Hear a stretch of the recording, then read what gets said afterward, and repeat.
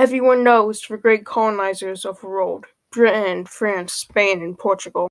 But not that many people know that Germany actually had a quite respectable sized colonial empire, of course, considering their situation in Europe. And today, we will be going over said colony's history, geography, and fate under the Kaiser's rule. But before we talk about colonies, we have to talk about Germany. For many years, up until the rule of Charlemagne, the place we know as Germany today was full of barbaric tribes and chiefdoms. However, even though they weren't as civilized as other nations at the time, this didn't mean they weren't taken lightly. They managed to take Rome and split the great Roman Empire in half. And after the rule of Charlemagne and the creation of East Francia, two dominant German nations began to form, Austria and Prussia, the latter being a fusion of Brandenburg and Teutonic Order. However, it wasn't until 1756 when one of the largest wars in Europe would occur, the 7 Years' War. The Anglo-Prussian alliance fought against the Swedish, Austrians, French, and Russians. Frederick the Great defended Prussia from all of the invading nations. He beat the Austrians in Silesia and held the Swedish back in Pomerania. When the Russian Tsar died, Russia's armies pulled out for a while, giving the Prussians time to reorganize and fight. The war eventually ended in an Anglo-Prussian victory, and would be the first of many wars Prussia would have to fight. However, Prussia's victories would soon stop. The Grand Army under Napoleon would steamroll across Europe, being unstoppable, defeating every nation they came across. Prussia was no different. The Western German states became known as the Confederation of the Rhine and were no more than a puppet of Napoleon, and Prussia, humiliated, was defeated and severely weakened. However, Napoleon was eventually defeated, but, as we all know, he came back. Napoleon marched throughout France, getting back the armies he lost. He then went to Waterloo, a small town in Belgium. The British, under the command of the Duke of Wellington, met from there. After many hours of fighting, and the French pushing up upon the British lines, General Blücher of the Prussian army came on the French's left flank, destroying them and forcing Napoleon into exile once more. In 1866, Prussia and Austria went to war once more. This would be known as the Austro-Prussian War. For 7 weeks, the two would fight. However, Prussia came out on top, gaining more land, and became the North German Confederation, unifying all of North Germany. Then 4 short years later, the North German Confederation went to war with France. They inflicted a devastating defeat to the French in the Battle of Sedan, defeating them and forming, for the first time, a unified Germany. The Germans would annex French Alsace-Lorraine and other German states, including Baden, Württemberg, and Bavaria, leaving Austria all alone. It was around this time that the Europeans were colonizing Africa. Not wanting to be left out, the Germans decided to grab the leftovers of the Berlin Conference, not wanting the French to gain too much power in the continent. However, the next war the Germans would be in would be their demise. The Great War from 1914 to 1918 would see Germany losing a good chunk of its European land and all of its colonies.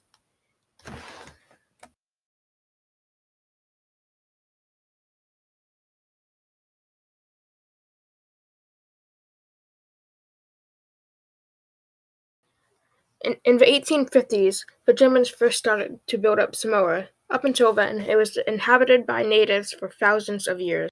In 1900, it officially became a colony of the German Empire, where trade outposts were established. Many British and American businessmen took up work there and were unhappy with the German plantation workers. This led to the Samoan Civil War in 1886, where an American-backed rebellion failed to take control of the lush islands. In 1889, the Second Samoan Civil War occurred where the revolutionaries won, splitting the islands between the Germans, British, and Americans. The German islands were ruled by German law, but still allowed Samoan customs to exist. During World War I, The British took control of the islands since the only resistance were a few police officers and the Kriegsmarine were needed elsewhere. After British occupation, they became independent. There's little aftermath that can be traced back to the Germans, like both colonies.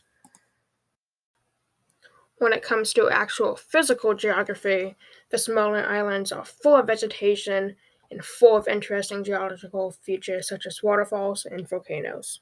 Some general information on German Samoa. The capital was Apia. The governor was Wilhelm Solf from 1900 to 1911, and from 1911 to 1914 it was Erich Schultz Elof, and the currency was the gold mark.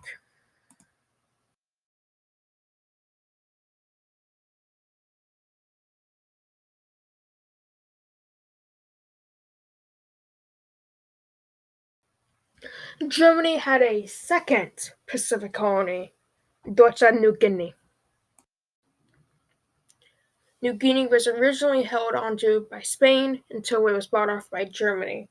They enacted a forced labor policy for the natives, and due to this, there was a rebellion.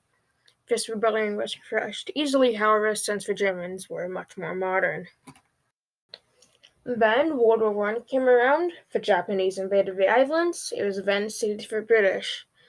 They eventually gained independence, and 8 new nations were formed. When it comes to physical geography, it's very similar to German Samoa, lots of vegetation, nice mountains and waterfalls and such, very similar.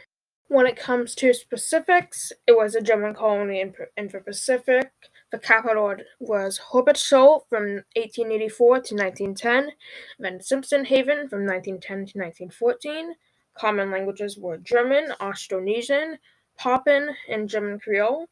The governor, Gustav von Oertzen, was in power from 1884 to 1887, and Albert Hall was in power from 1901 to 1914. The currency was a gold mark, and it was first established in the 3rd of November, 1884.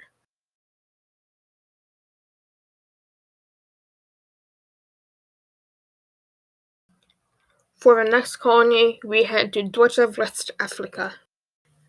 There was German interest in the region for hundreds of years, like back in the 1600s, where Brandenburg, which was Germany at the time, established a couple trade posts in the region. Nothing really interesting happened in the colony other than a couple unsuccessful rebellions, like in 1884 where the West African Squadron crowed a rebellion which required the use of a couple ships. There were a couple expeditions sent up the Niger River. It wasn't really until World War I where a lot of action occurred, where a few skirmishes were held, however, nothing major.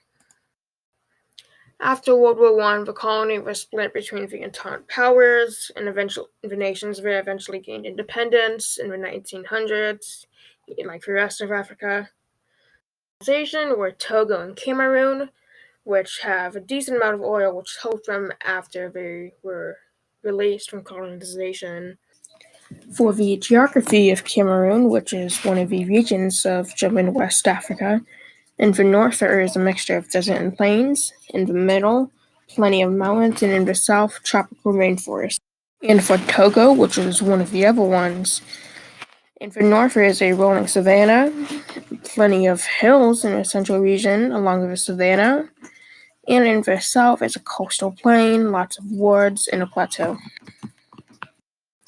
There's not much more to talk about German West Africa, as it was rather unimportant to Germany and rather insignificant on the world stage and was pretty short-lived.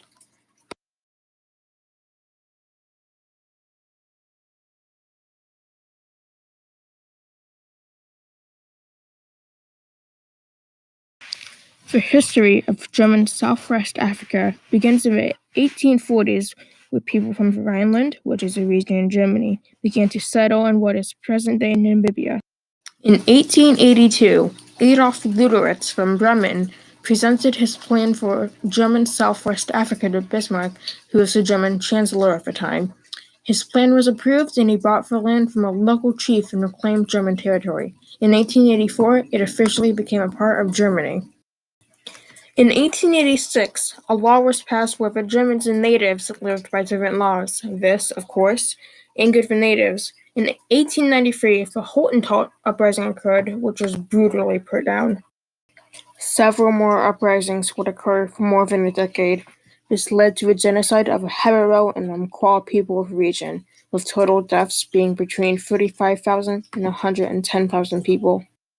Then, in 1914, the First World War started, where the British invaded from South Africa.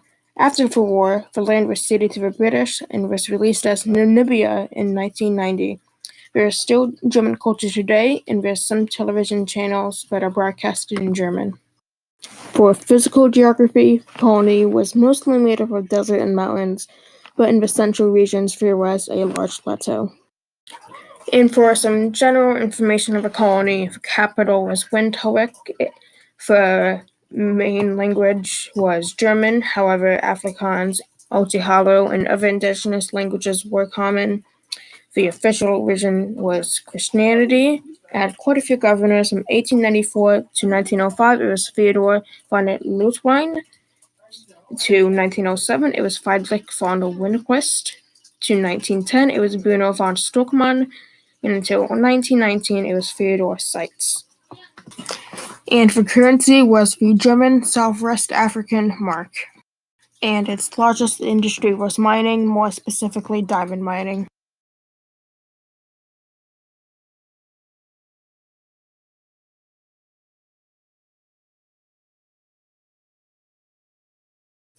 Carl Peters, who was an explorer and colonizer, made deals with the natives in the region, and East Africa officially became a colony in 1885. The previous ruler, the Sultan of Zanzibar, of course, protested this claim and wanted to remain independent. The Germans then responded by sending 5 warships and aimed their guns at the palace, leaving the Sultan no option but to agree to the Anglo-German partition of his nation. The Hehe, who were a native people of the region, fought against the Germans using guerrilla tactics, but were ultimately defeated. Then, in 1905, the Maji Rebellion occurred, and in response, the government ordered a famine, killing 300,000. After that, work on expanding for local defense was ordered. Economic growth was strongly promoted in the colony. It was an agricultural powerhouse, growing cash crops and regular plants in massive quantities. This allowed for the construction of a central railroad, which further grew the economy. Along with the plants and railroads, the Sakanki mine was founded, which produced gold. The colony also provided education for the children. During World War I, the colony relied on General Paul von Lettow-Vorbeck, who fought in West Africa before coming to East Africa. He was mainly fighting the British, who were also quelling a rebellion in their own colonies against the Boers. The Boers are basically Dutch settlers, speaking Afrikaans. He used guerrilla tactics to his advantage with the help of the Schutztruppe and Askari, who were natives fighting with Germany. Fighting occurred for the duration of World War I, where Lettow-Vorbeck and his army then surrendered to the British. The colony was then split between the Entente powers, and many nations gained their independence after colonization, those nations being Burundi, Kenya, Mozambique, Rwanda, and Tanzania. And for some general information of the colony, the capital was Bagamoyo from 1885 to 1890, then Dar es Salaam from 1890 to 1918. The main language was German, and the common religions were Islam, traditional African religion, and Catholicism. The currency was the German East African rupee, and they had many, many governors. Karl Peters, Hermann Westman, Julius von Soden, Friedrich von Schultz, Hermann Westman, Udard von Leibert, Gustav Adolf Goltzen, Albert von Wickenburg, and Heinrich Sie.